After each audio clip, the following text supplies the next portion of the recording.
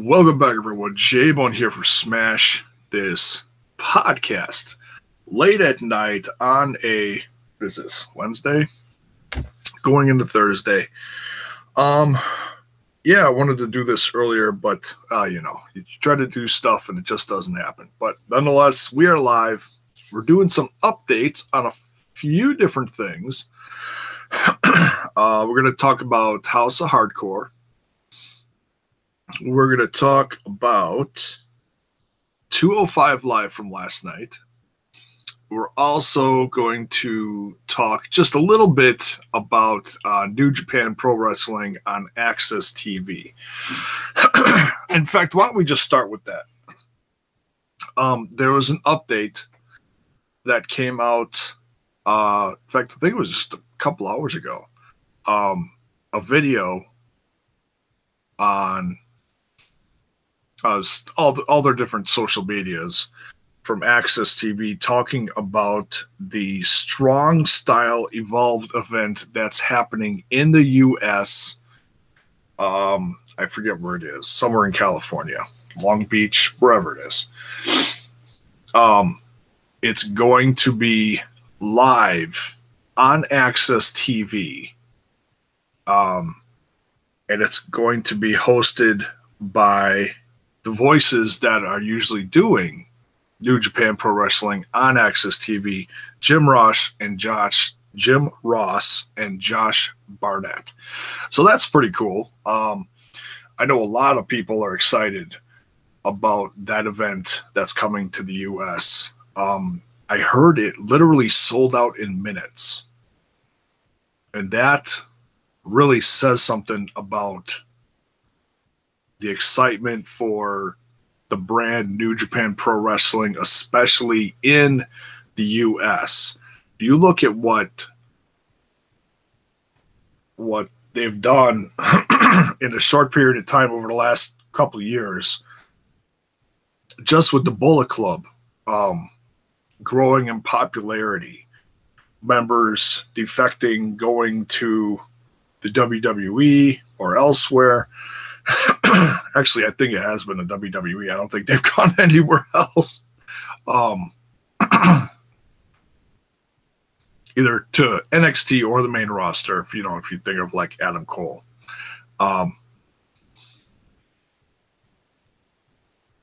Just that alone, people seeing them on WWE TV for the first time.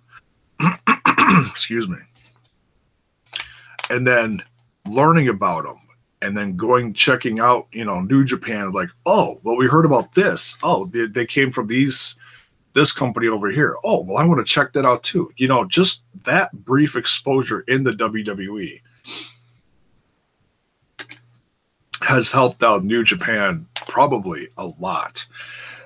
Word of mouth, sharing on social media, videos, gifts, whatever, it all helps. It's all positive things for pro wrestling.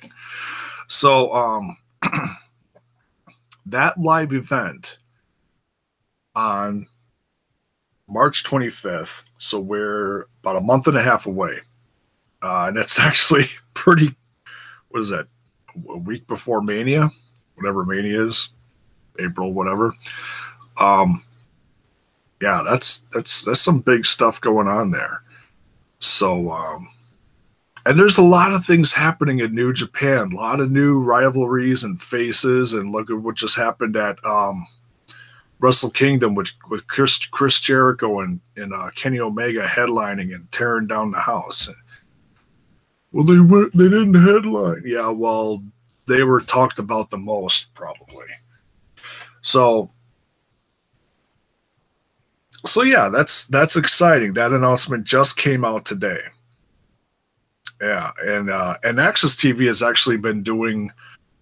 I don't know the numbers as far as viewership, but I've heard the numbers are growing as far as watching New Japan on AXS TV. So, and they've been trying to stay a little more current with some of the bigger events on there, which is nice.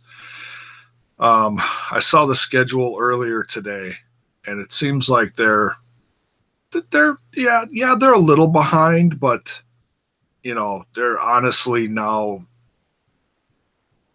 getting about as current as what you would see with like Impact tapings, stuff like that, which honestly is not bad.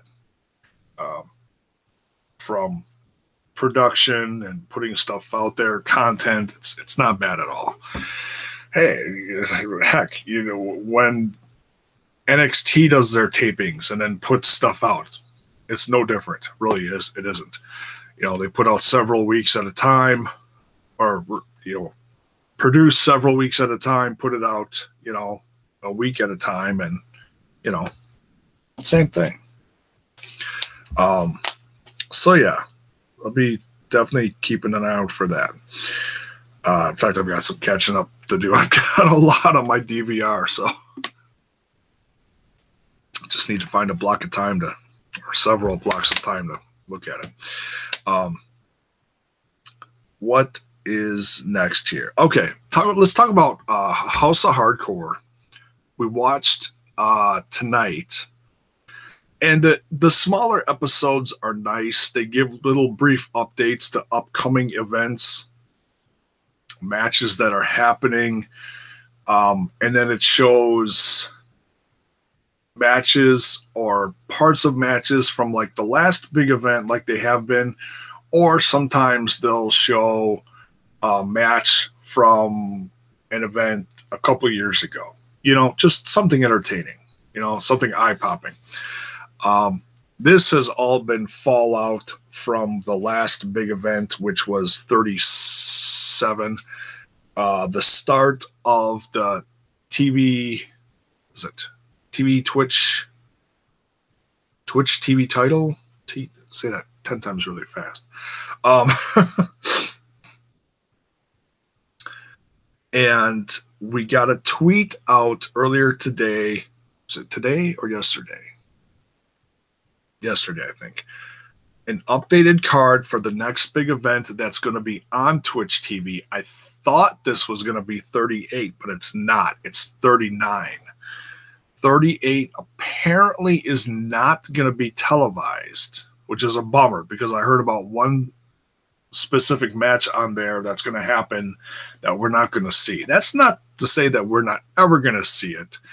It's just it's not going to be live on there. So maybe if the fans rally enough and say, hey, we want to see 38, they'll put it on there at some point later. Maybe. I have no idea how that's going to happen or if it could happen. But so here's an updated card for 39. And like I said, this is part round 2 for that tournament. We have Killer Kevin Cross versus Austin Aries. That right there should make you want to watch. Seriously, I can't even imagine how devastating this match is going to be for one of them. We'll see. We got Willie Mack versus Brian Cage. 2 Lucha Underground guys. Come on. You want to watch that. Those two have history. That's going to be a lot of fun. And Tommy knows this too. That's why he's booking this way. He's a smart guy, that Tommy. Bull James versus Dan Moff. Oh, man. These two big bulls are just going to go at it. I can't wait to see that one. Alex Reynolds versus Crazy Steve. Alex Reynolds trying to get a little revenge for his best broski MJF, probably. And then last but certainly not least in this tournament, Kenny versus Swoggle. Sure to be some shenanigans in there, and Kenny obviously probably will have the SWO with him. We'll see. Or maybe they'll be banned from ringside. Or maybe Swoggle can call up Lisa Marie Verone and she can get a little revenge on the SWO, and she could be at ringside in Swoggl's corner. All these little things. We'll see. We'll see what happens. But nonetheless, I'm sure it'll be entertaining. Oh, and somewhere in the midst of that card is going to be Tommy Dreamer versus Nick Aldis for the NWA Championship. That is wild. Now, Tim Storm, it was a brief video that came out earlier today or yesterday, talking about how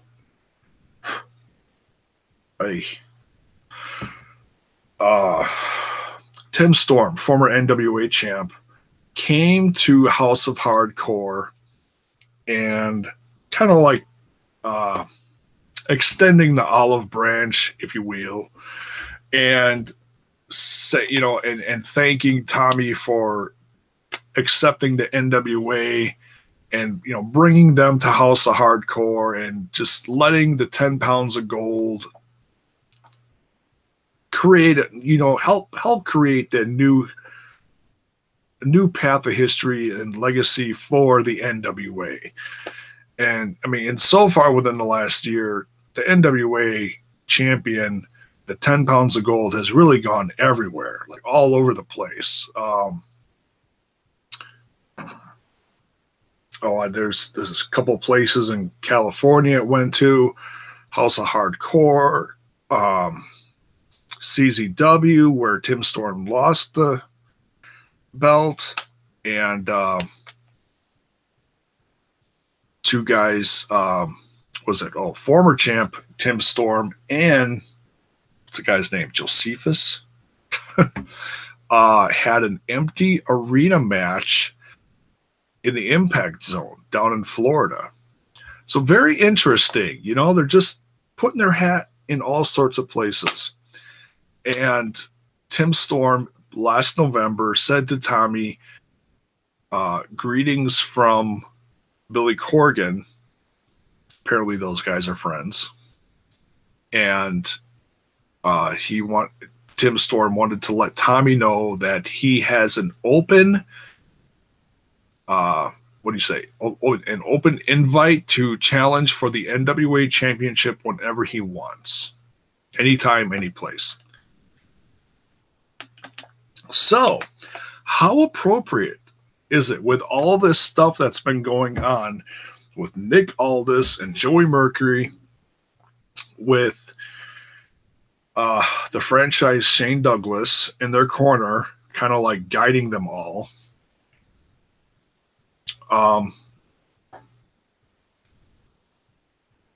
That the NWA Championship is now going to be defended in House of Hardcore. That's kind of special. I think that's pretty cool. It would be even more cool if Billy Corgan showed up just to kind of keep an eye on everything. That'd be funny. So yeah, watching the 10 pounds of gold special on the NWA YouTube channel, and just watching Billy Corgan and Dave Lagana slowly build this company again, build this brand, create a new legacy for this championship and the champion that holds it, and just building slowly on this, really interesting. And if you haven't checked this out, please go look it up. Go look at the 10 pounds of gold series. The storytelling that they're doing here is really something special. They took a guy that is virtually unknown to, I'm guessing, a lot of wrestling fans across the world, especially this country, that had no clue who Tim Storm was. And Billy Corgan slowly turned him into a hero just in this series.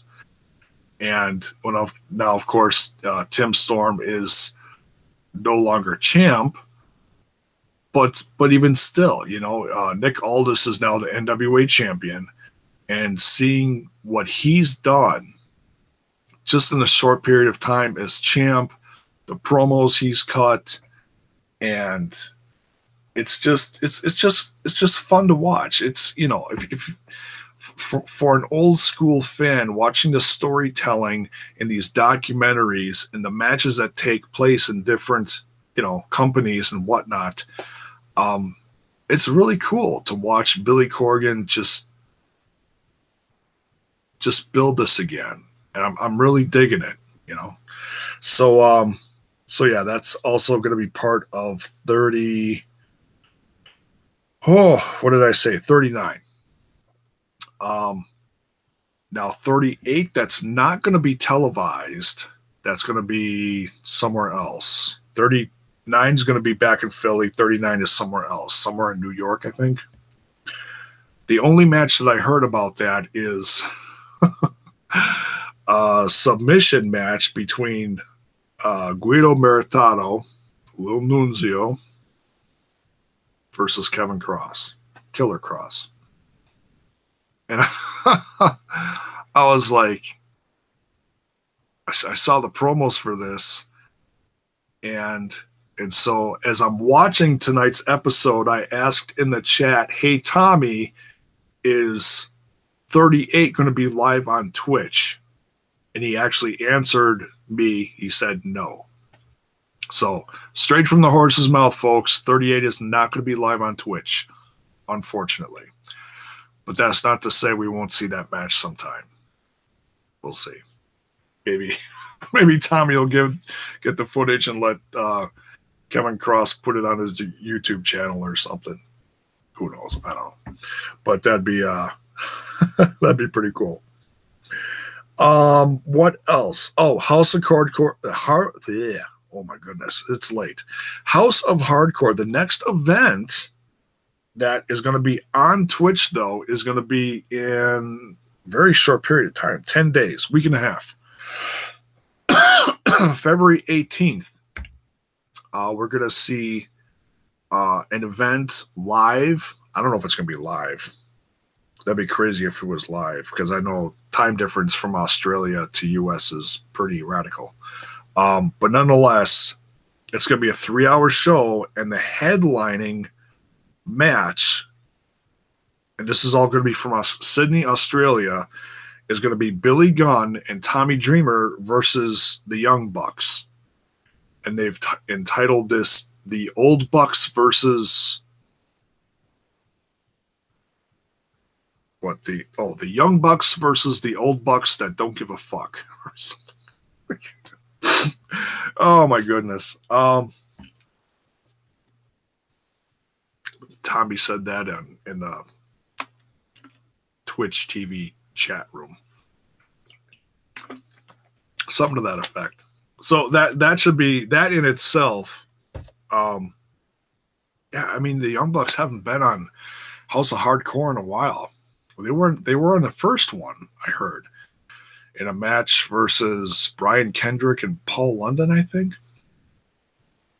That's still on my to-do list. I want to go check that out. Sounds like a blast. What else is going on? I think that's it. As far as House of Hardcore. So yeah, coming up, a week and a half, February 18th, and then March 23rd is 38, not televised. 39 will be televised back in Philly. So can't wait for that. All right, so let's talk about 205 Live from last night, and also some little news updates I heard today floating around social media. Apparently, Vinnie Mac, Vince McMahon, is not in charge of 205 Live anymore. And I'll be honest, I've been a Fairweather fan lately when it comes to 205 Live. I've been looking for reasons to watch. You know, it's like they've had the same guys on over the course of the last year, and you can only watch some of these matches so many times, and then it's just, okay, we need some fresh guys on there. You know, I understand it's just the cruiserweights. You got the baby faces, you got the heels. And yeah, the wrestling is great, but you need to, you know, change it up here. You need to get some new faces in there. So now with all the hype surrounding, I mean, it's been negative hype, unfortunately, with Enzo leaving the company. It's been a couple injuries. I think Noam Dar's out, and I think who else? Oh, Brian Kendrick. Brian Kendrick is also out. So yeah, there's a couple injuries, you know, and the champ is gone. So now they've got this tournament that's leading all the way up into WrestleMania. Do the point thing? Whatever. No, the sign's not in my office. No. That'd be pretty cool, though. What are you pointing at? Oh, I stole the sign. It's late. Humor's going to suck. I apologize. So we've got this tournament for the Cruiserweight Championship on 205 Live. Oh, and a brand new, what the heck is his name? Drake? No. Drake Maverick? Spud. That Drake Maverick is going to take a while to, how do you say it, roll off the tongue? I don't know. That's I haven't heard any opinions on his name yet, honestly. So if you have any, by all means, put them in the comments below or put them in the chat. But as far as his character, you know, I'm not going to blame him for his name. You know, that's someone in creative said, hey, Drake Maverick, and Rockstar probably went, all right, here we go. You know, who knows? I don't know. I'm sure we'll hear the story sometime, somewhere down the road. But as far as him being on there and him being the new GM of the Cruiserweight division on 205 Live and on Raw, I think it's all right. I mean, would I love to see him in the ring? And that's not to say that we won't ever see him in the ring. I'm sure he's ring ready. But as far as introducing him to the crowd, and to be honest, man, was it last Monday when Brian, oh my God, I almost said Brian Danielson. Dear God. Daniel Bryan introduced him. And I know, wake up, Jay. Introduced him and, you know, Drake Maverick. And it was like, who? You know, it was kind of like crickets. But still, the amount of charisma that Spud is putting into this, let's call him Spud. Keep it easy. Keep it simple. The amount of charisma that Spud is putting into this he's great. He really is. He hasn't skipped a beat from, you know, being on Impact and all the stuff he did on there. And, I mean, you know, they really dropped the ball. But that was, you know, there's been quite the change of guard in that company, you know? So,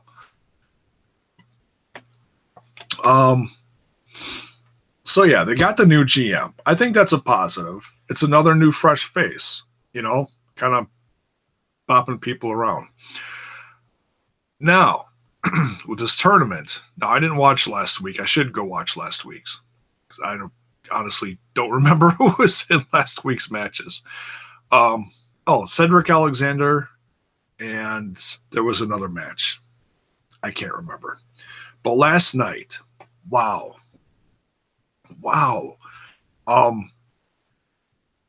The Lince Dorado Kalisto match, phenomenal. There was 2 matches in the whole show. And the whole show was like, 50 minutes?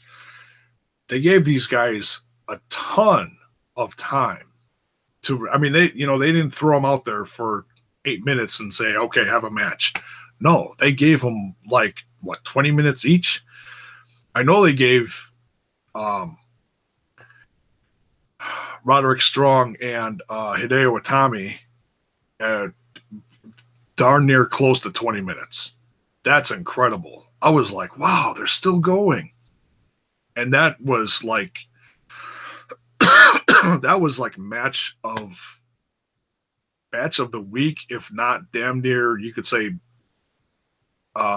match of the month contender. I don't know about match of the year. I don't know if it was that good, but man, as far as stuff that I've seen on 205 Live from either of these guys, well, this was Strong's debut, but still, just in general, incredible.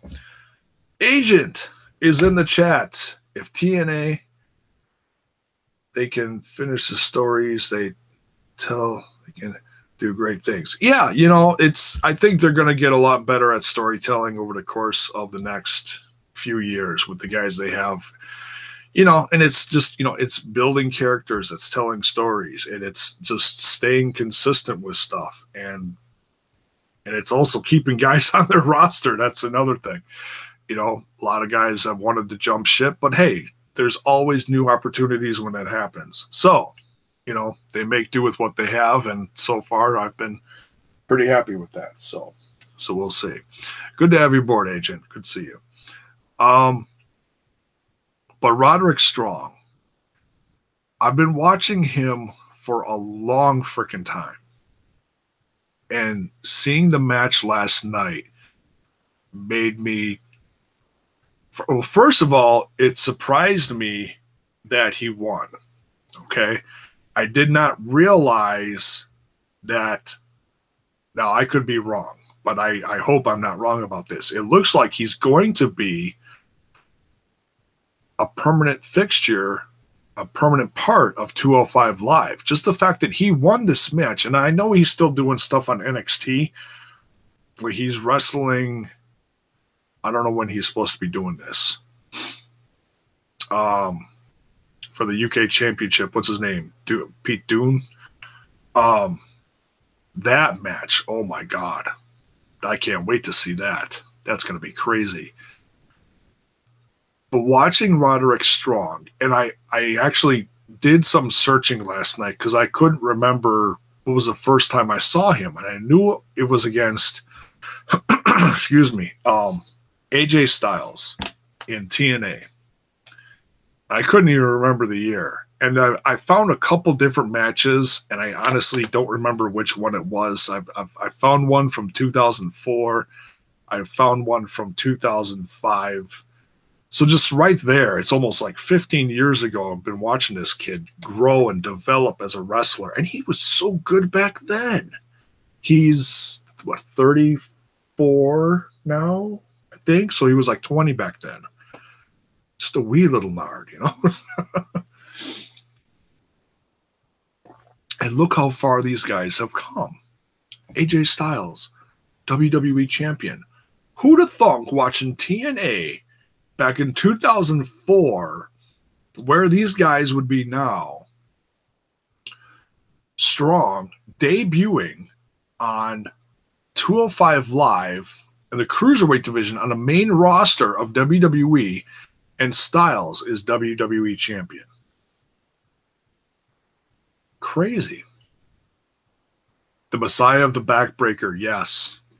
Yeah, that's one of those things where you see people do them once in a while, but it's not like it's not their specialty. It's not their finisher or whatever. It's I mean, Strong is just incredible. And then after floating around TNA back in the way early days, I didn't see him till, oh my God. But 2012 is when Ring of Honor got the TV contract that they have now. And because they used to be on something else, and I don't remember what it was, HD or something, whatever, I don't know. But I've been watching them now for, well, fairly regularly, on and off, since 2012. And that was my introduction to a lot of guys like you know, Kevin Steen, which is now Kevin Owens, Generico, the Briscoes. I'm trying to think of all the guys that were on there back then. God. But one of them was Roderick Strong, and I think he was with the House of Truth at the time. And just watching him, and he was TV champion for the longest time, I think. And then a couple years later, they came to Milwaukee the first time in like a decade, and 8 years, 10 years, whatever it was. And they came to town, and then they one of the local promoters around here set up an after party. And so I went over there with my at the time girlfriend, now wife. And I'm like, well, I can't wait to see who's going to show up. And one by one, a lot of the Ring of Honor guys start walking in. And I'm a little intimidated. I'm just sitting at the bar, and I don't remember what the hell I had. I had the ticket stub or something. And then all of a sudden, like 5 guys all walk in together and grab the high top table, like right behind me where I'm sitting at the bar. 2 of the guys walk up to the bar right next to me, Eddie Edwards and Roderick Strong. And I got my pic taken with them. And and I got a chance to actually talk to Roderick Strong. And he said he was actually born in Milwaukee, but he didn't spend a lot of time. They moved right away and moved down to Florida.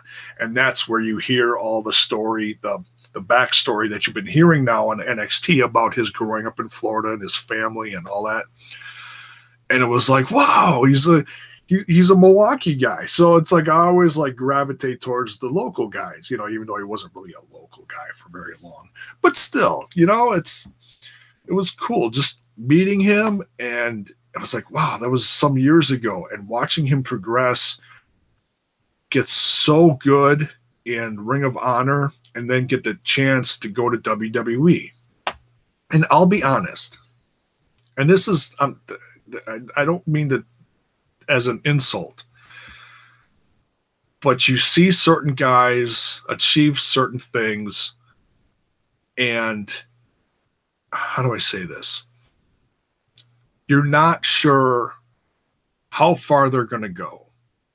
You look at some guys and it's like, oh, they're in NXT, but I don't know how good they're going to do. I don't know how far they're going to go. You still want to root them on, but you're just like, I don't know if they're going to achieve a lot. And Roderick Strong was one of those guys. And I'm like, oh, God, he's in NXT. I hope they, I think all of us fans say the same thing. I hope they use him well. I hope they use him well. How many times have we said that or heard other people say that about people going from said brand or said company or the indies or whatever to the WWE? I can't tell you how many times I heard people say that about Prince Puma, aka Ricochet, joining NXT. If I had a nickel for every time I heard people say that, my goodness, I would have a much better office. But anyways,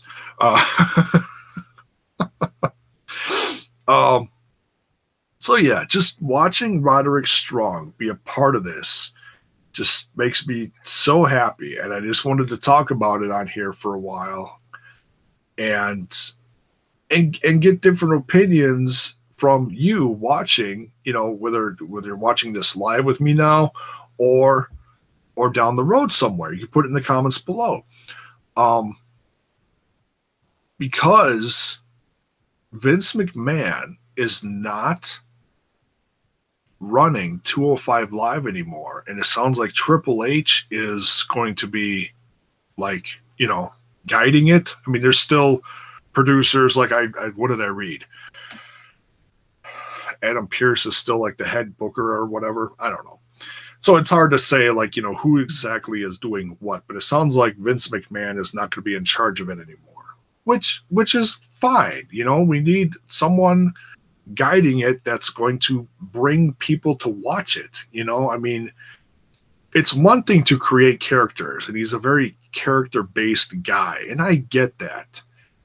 you want these guys to do promos and put themselves out there, be eye-catching. Yeah, okay, that's great. But 205 Live should be about the action in the ring and the cruiserweights. It shouldn't be about these guys goofing around in a promo. Look at what Spud said to Gulak and Tony Nese last night. I was completely floored. He brought them in and he's like, what happened to you guys? Seriously, you're counting abs and you turned into a dork. You know, I'm paraphrasing, but, you know, and I was like, wow. It's, you know, I mean, he really ripped them. It's like, wow, you guys are just idiots on here. Go out there next week and, you know, here's your chance at the Cruiserweight Championship. So I think we're going to see some significant changes in 205 Live. And I've had several discussions with buddies of mine about this brand. You know, I've always supported it one way or another. I may not have watched every single episode. I started reviewing them when they came out, and I don't know why I stopped. I honestly couldn't tell you, but nonetheless, it's, you know, they've got a lot of talented guys. They're bringing in more fresh faces now. Like next week, oh gosh, what's the guy's name? I just saw the promo for it last night. What's his name? Mark Andrews, I think. He's one of the UK guys, and they're bringing him in as part of the new talent. That guy is so good. I haven't seen him in ages. He was part of the UK Championship thing. I can't remember if he was part of the Cruiserweight Classic. I think he was. Don't quote me on that. No, I don't think he was. I think he had just come over from Impact Wrestling and then was part of the UK tournament. I think that's how that went. I got to look. But that kid is so good. So I'm really excited to see him be a part of this next week. It's another fresh face, and I'm sure there's going to be more to come. Who knows? They may not spend much time with Ricochet in NXT. They may slingshot him straight to 205 Live, and that'll completely flip 205 Live on its head. I mean, do I want to see him get a nice run in NXT and maybe even be NXT champ? Absolutely. But if, you know, Triple H is in charge and he knows the kid is good, who knows what Trips will do? I mean, I seriously would not be surprised if he did that, you know? So we'll see what happens. But my point is, the point that I was getting to recently now is I've had so many discussions with friends of mine, and how many of them have said, and I'm not knocking them, everybody likes their own thing, that's fine. You know, not everybody has to like what I like. If you don't like what I like, well, you suck. No. That's what makes us all special. We all bring whatever to the table as far as what we like and what we love and discuss and don't like and whatever.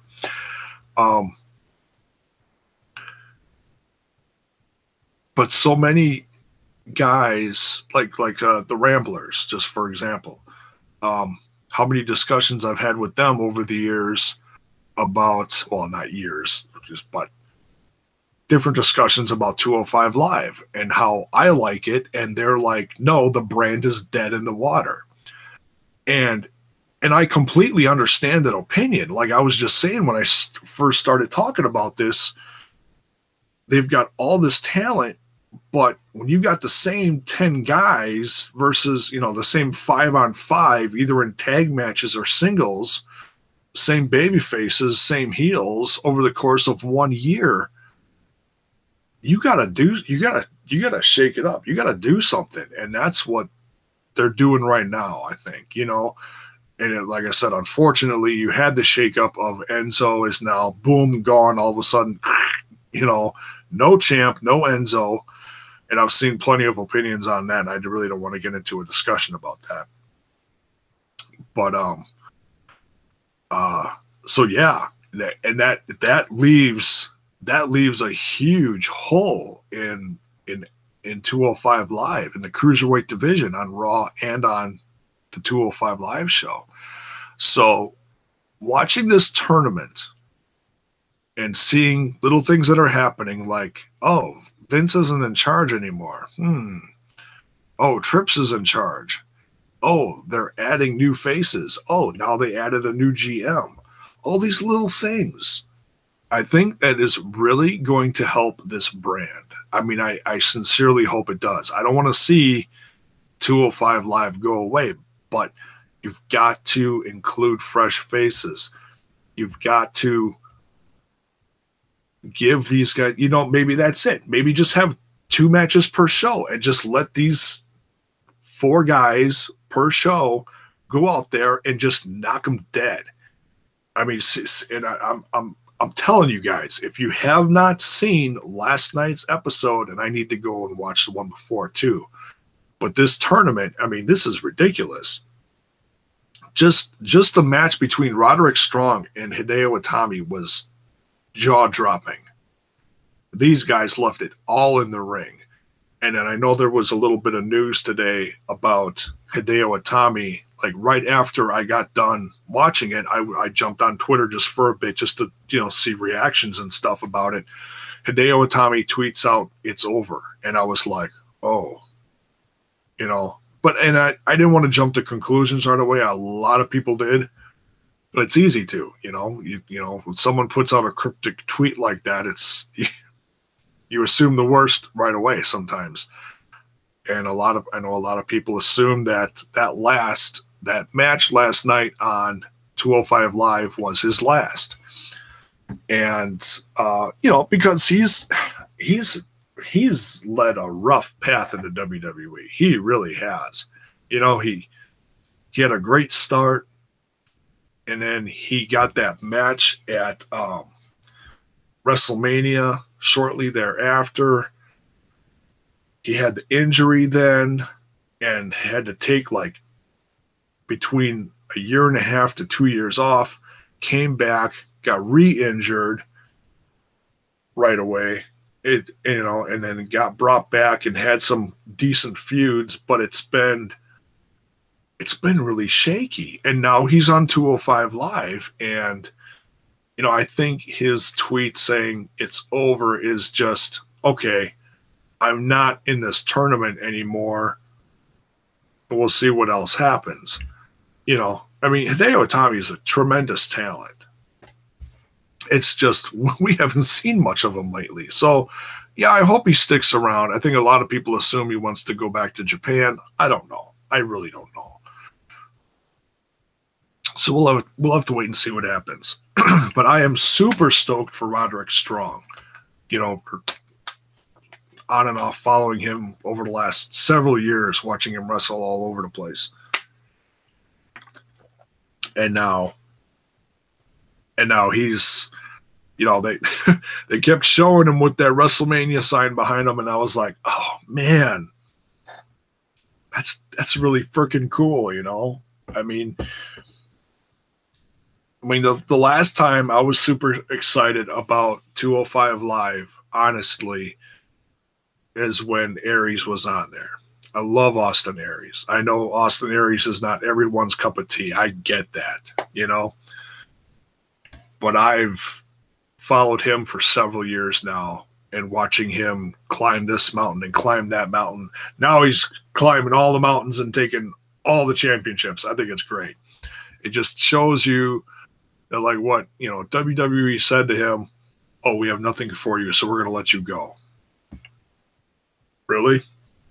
You have nothing for him? Well, let's see. About 5 different companies out there right now have shown that there is stuff you can do with him, okay? Most recently, last week's episode on Impact. Enough said. Walked in, boom, champ. I know there's a lot of different opinions about that too, but whatever. I love the guy, so I can't be mad. Although I did like Drake as a champ. I honestly did. So yeah, that's my thoughts on all these different little tidbits I was talking on. So, yeah, talk amongst yourselves. Leave some comments in the chat. And if you're new to the channel, by all means, you're more than welcome to check out the other wrestling or music content on here. Give the channel a sub, give the video a like, and share with your friends, and ring that bell for notifications. And we'll see you down the road for the next one. Impact's tomorrow night or this coming evening. We'll probably be reviewing that shortly after the show. And then after that, I have no clue what. I got to find out when Elimination Chamber is going to be on and figure out what I'm going to be doing. Predictions for that. We'll probably bring that up real soon. So thanks again for watching. Thanks for interacting with me in the live chat. Good to see you, Agent. As always, good having you here. And we'll see you down the road real soon. Peace.